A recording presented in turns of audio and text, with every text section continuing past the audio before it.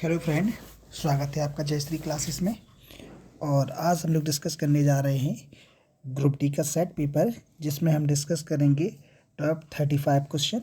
चलिए स्टार्ट करते हैं क्वेश्चन नंबर 1 से। पहला क्वेश्चन है, ऑस्टियोसाइड किस अंग में पाया जाता है।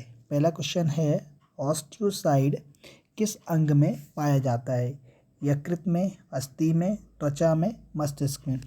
तो दोस्त पहले हम ये डिस्कस करते हैं कि ऑस्टियोसाइड क्या होता है। एक्चुअली ऑस्टियोसाइड जो है एक हड्डी की कोशिका है जो हड्डी में वृद्धि करती है या हड्डी बनाने वाली कोशिका होती है।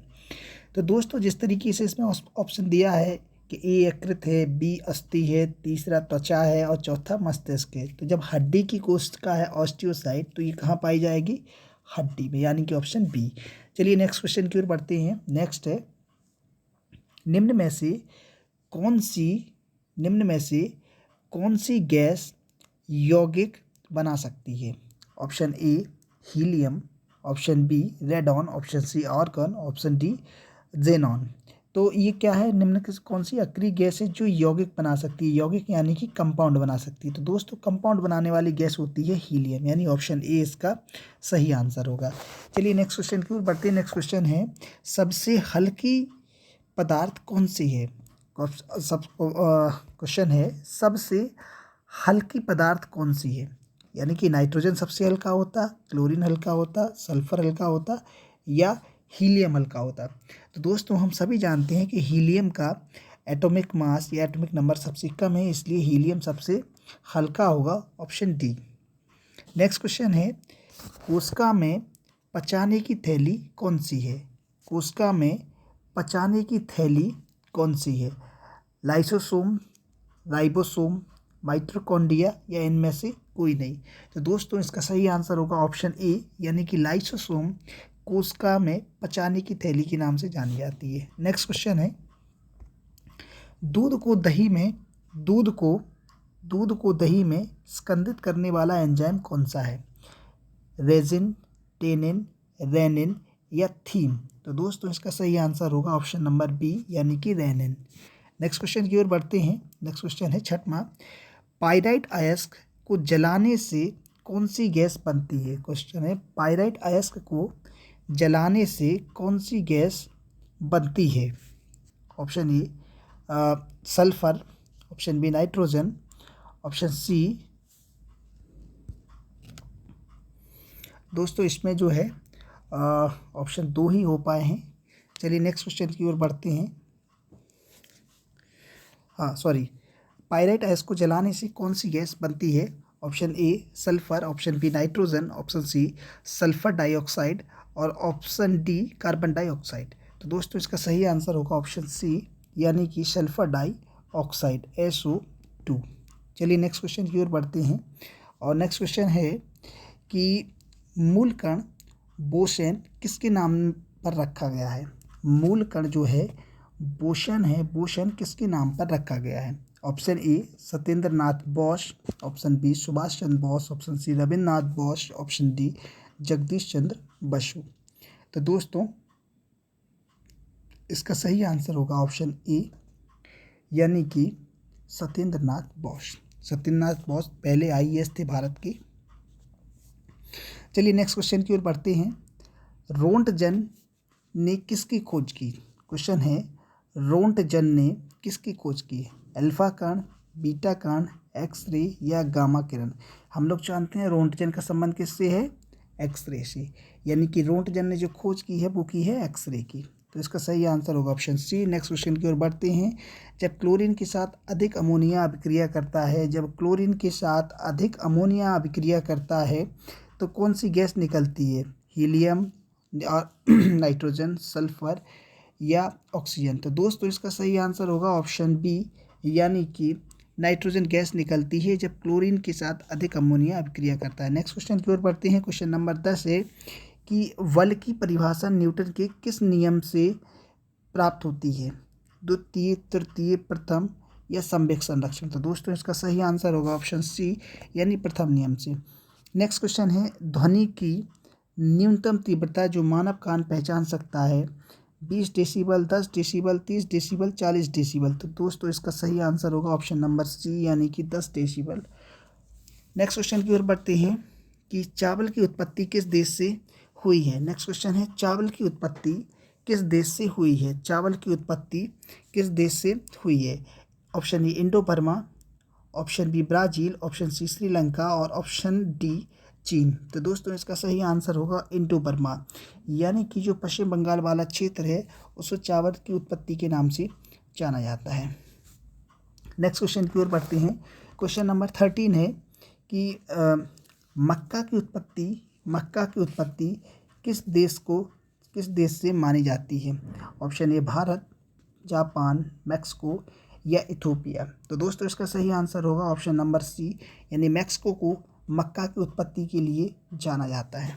नेक्स्ट क्वेश्चन की ओर बढ़ते हैं। गेहूं की उत्पत्ति किस देश से हुई है। गेहूं की उत्पत्ति किस देश से हुई है। Option A Australia, option B दक्षिण पश्चिम एशिया, ऑप्शन सी पूर्वी अफ्रीका, ऑप्शन डी जापान। तो गेहूं की उत्पत्ति जो मानी जाती है बेसिकली वो मानी जाती है दक्षिण पश्चिम एशिया यानी option number B. Next question की ओर बढ़ते हैं। क्वेश्चन नंबर 15 है कि चीनी की उत्पत्ति किस देश से मानी जाती है। बात करते हैं चीनी की उत्पत्ति की कि चीनी की उत्पत्ति किस देश से हुई है। इथोपिया, भारत, पूर्वी एशिया या नेपाल। तो दोस्तों इसका सही आंसर होगा ऑप्शन नंबर बी यानी भारत को चीनी की उत्पत्ति का जनक माना जाता है। नेक्स्ट क्वेश्चन की ओर बढ़ते हैं कि अरहर की उत्पत्ति किस देश से हुई है। भारत, अफ्रीका, चीन या जापान। ऑप्शन है अरहर की उत्पत्ति। तो अरहर की उत्पत्ति का श्रेय जाता है अफ्रीका को, यानी अरहर की जो दाल होती है उसकी उत्पत्ति हुई थी अफ्रीका से। नेक्स्ट क्वेश्चन है कि सोयाबीन की उत्पत्ति किस देश से हुई है। ऑप्शन ए ब्राज़ील, चीन, अफ्रीका या इथोपिया। तो दोस्तों इसका सही आंसर होगा ऑप्शन बी यानी कि सोयाबीन के लिए चीन देश को माना जाता है कि सोयाबीन की उत्पत्ति सामान्यतः चीन देश से हुई है। नेक्स्ट क्वेश्चन की ओर बढ़ते हैं। नेक्स्ट क्वेश्चन है मूंगफली की उत्पत्ति किस देश से हुई है।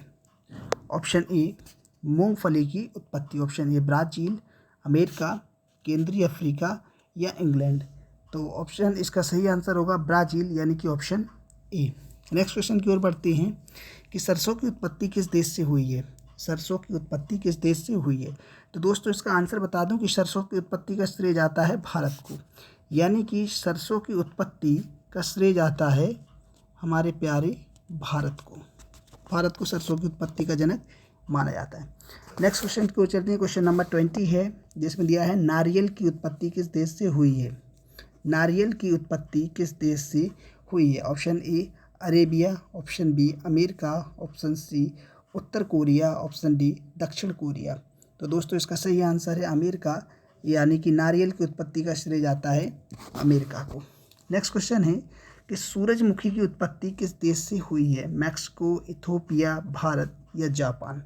दोस्तों इसका सही आंसर होगा ऑप्शन ए यानी कि मैक्सिको को सूरजमुखी की उत्पत्ति का श्रेय जाता है। नेक्स्ट क्वेश्चन है तिल की उत्पत्ति किस देश से हुई है। दक्षिण पश्चिम अफ्रीका, जापान, नेपाल या श्रीलंका। तो दोस्तों तिल की उत्पत्ति का श्रेय जो जाता है वो जाता है दक्षिण पश्चिम अफ्रीका, यानी तिल की उत्पत्ति को जो माना जाता है वो माना जाता है ऑप्शन ए यानी कि दक्षिण पश्चिम अफ्रीका। नेक्स्ट क्वेश्चन की ओर बढ़ते हैं। क्वेश्चन नंबर 23 है जिसमें दिया हुआ है कि ज्वार की उत्पत्ति किस देश से हुई है। ज्वार की उत्पत्ति किस देश से हुई है। Option A America, option B Africa, option C Sudan, option D चीन। तो दोस्तों ज्वार की उत्पत्ति का श्रेय माना जाता है सूडान को, यानी कि ज्वार की उत्पत्ति का श्रेय जाता है सूडान को। नेक्स्ट क्वेश्चन है कि जई की उत्पत्ति किस देश से हुई है। जई की उत्पत्ति किस देश से हुई है। पूर्वी यूरोप, अमेरिका, मध्य एशिया या जापान। तो दोस्तों इसका सही आंसर जाता है ऑप्शन नंबर ए यानी कि पूर्वी यूरोप को जई की उत्पत्ति का श्रेय जाता है। चलिए नेक्स्ट क्वेश्चन की ओर बढ़ते हैं कि हेपेटाइटिस रोग का मुख्य कारण क्या है। हेपेटाइटिस रोग का मुख्य कारण क्या है। जीवाणु है, प्रोटोजोआ है, वायरस है या कवक है। तो दोस्तों इसका सही आंसर होगा ऑप्शन नंबर सी यानी हेपेटाइटिस वायरस के कारण फैलता है। नेक्स्ट क्वेश्चन की ओर बढ़ते हैं। क्वेश्चन नंबर 26 निम्न में से जल के प्रदूषक निम्न में से जल के प्रदूषण से फैलने वाली बीमारी इनमें से कौन सी है? जल के प्रदूषण से फैलने वाली बीमारी इनमें से कौन सी है? यानी कि टिटनेस, टाइफाइड, कैंसर या रिकेट्स। जल के प्रदूषण से कौन सी बीमारी फैलती है? तो हम सभी लोग जानते हैं दूषित जल से टाइफाइड होने के चांसेस सबसे ज़्यादा रहते हैं, इसलिए इसका आंसर होगा ऑप्शन बी यानी कि टाइफाइड। प्रोटॉन का द्रव्यमान कितना होता है? बहुत ही इजी क्वेश्चन है और शायद सभी को पता होना चाहिए कि प्रोटॉन का द्रव्यमान कितना होता है। ऑप्शन ए 1.672 इंटू 10⁻⁻27 kg, 2.672 इंटू 10⁻⁻27 kg, 3.672 या 1.672 इंटू 10⁻⁻27 kg। तो दोस्तों इसका सही आंसर होगा ऑप्शन नंबर ए यानी कि 1.672 इंटू 10⁻⁻27 kg। चलिए नेक्स्ट क्वेश्चन की ओर बढ़ते हैं। नेक्स्ट क्वेश्चन है फाइलेरिया रोग किसके कारण होता है? क्वेश्चन है फाइलेरिया रोग किसके कारण होता है? वायरस के, कृमि के, जीवाणु के या कवक के? तो जो फाइलेरिया नामक रोग है यह होता है कृमि की कारण। चलिए नेक्स्ट क्वेश्चन की ओर बढ़ते हैं। रासायनिक अभिक्रिया की दर किस पर निर्भर करती है? रासायनिक अभिक्रिया की दर किस पर निर्भर करती है? ऑप्शन ए ताप पर, ऑप्शन ए ताप पर, ऑप्शन बी द्रव्यमान पर, ऑप्शन सी घनत्व पर, ऑप्शन डी दाब पर। रासायनिक अभिक्रिया की दर जो निर्भर करती है वो करती है दाब पर, यानी कि प्रेशर पर निर्भर करती है रासायनिक अभिक्रिया की दर। चलिए नेक्स्ट क्वेश्चन की ओर बढ़ते हैं। नेक्स्ट क्वेश्चन है अंतर्राष्ट्रीय चावल अनुसंधान संस्थान कहाँ पर स्थित है? अंतर्राष्ट्रीय चावल अनुसंधान संस्थान कहाँ पर स्थित है? टोक्यो में है, कटक में है, मनीला में है या सिंगापुर में है? तो दोस्तों हम लोग सभी जानते हैं कि अगर अंतर्राष्ट्रीय चावल अनुसंधान की बात की जाए तो इसका ऑप्शन होता है मनीला, फिलीपींस, जबकि भारत के लिए बात की जाए तो वो आता है कटक। तो इसका सही आंसर क्या होगा दोस्तों? इसका सही आंसर होगा ऑप्शन नंबर सी यानी कि मनीला, फिलीपींस। नेक्स्ट क्वेश्चन की बात करते हैं कि पैंथेरा टाइग्रिस किसका वैज्ञानिक नाम है? पैंथेरा टाइग्रिस किसका वैज्ञानिक नाम है? चीता का, सिंह का, बाघ का या तेंदुआ का? तो दोस्तों हम सभी लोग जानते हैं कि बाघ को बोलते हैं पैंथेरा या पैंथर। चलिए नेक्स्ट क्वेश्चन की ओर बढ़ते हैं और नेक्स्ट क्वेश्चन यानी कि लास्ट क्वेश्चन है ये हमारे। विटामिन ई का रासायनिक नाम क्या है? कैल्सीफेरॉल, नियोसिन, रेटिनॉल या साइनोकोबिलिन? तो दोस्तों हम सभी लोग जानते हैं कि विटामिन ई को बोला जाता है रेटिनॉल, यानी कि ऑप्शन नंबर सी इसका करेक्ट आंसर होगा। जबकि बात की जाए विटामिन डी की तो कैल्सीफेरॉल बोला जाता है, विटामिन बी को थायमिन बोला जाता है। तो इस तरीके से ये अगर बात की जाए कि एलपीजी का मुख्य घटक क्या है? एलपीजी का मुख्य घटक है पेंटेन, मीथेन, ब्यूटेन या एथेन? तो दोस्तों इसका सही आंसर होगा butane. LPG liquid petroleum gas का मुख्य घटक होता है ब्यूटेन। चलिए नेक्स्ट क्वेश्चन की ओर बढ़ते हैं कि रक्त के स्कंदन हेतु कौन सी विटामिन आवश्यक है? रक्त का स्कंदन हेतु कौन सी विटामिन आवश्यक है? रक्त के स्कंदन हेतु कौन सी vitamin? Vitamin A, vitamin B, vitamin K या विटामिन डी? तो दोस्तों सभी लोगों को इसका आंसर समझ में आ रहा होगा कि विटामिन के जो है वो रक्त के स्कंदन के लिए अति आवश्यक होती है, या रक्त का थक्का जमाने के लिए विटामिन के की आवश्यकता होती है।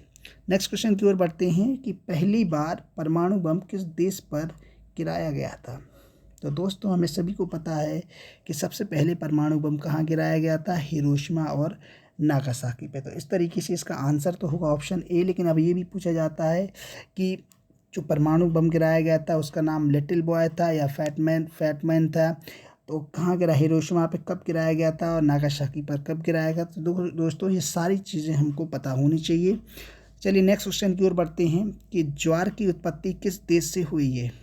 ज्वार की उत्पत्ति किस देश से हुई है? सूडान, इथियोपिया, दक्षिण अमेरिका, उत्तर अमेरिका या दक्षिण कोरिया? तो दोस्तों इसका सही आंसर होगा ऑप्शन नंबर ए यानी कि सूडान से माना जाएगा। इसका ज्वार की उत्पत्ति का श्रेय जाएगा सूडान व इथियोपिया को। तो दोस्तों इस तरीके से ये टॉप 35 क्वेश्चन कंप्लीट होते हैं और अब इसके साथ हम विदा लेते हैं। Good bye.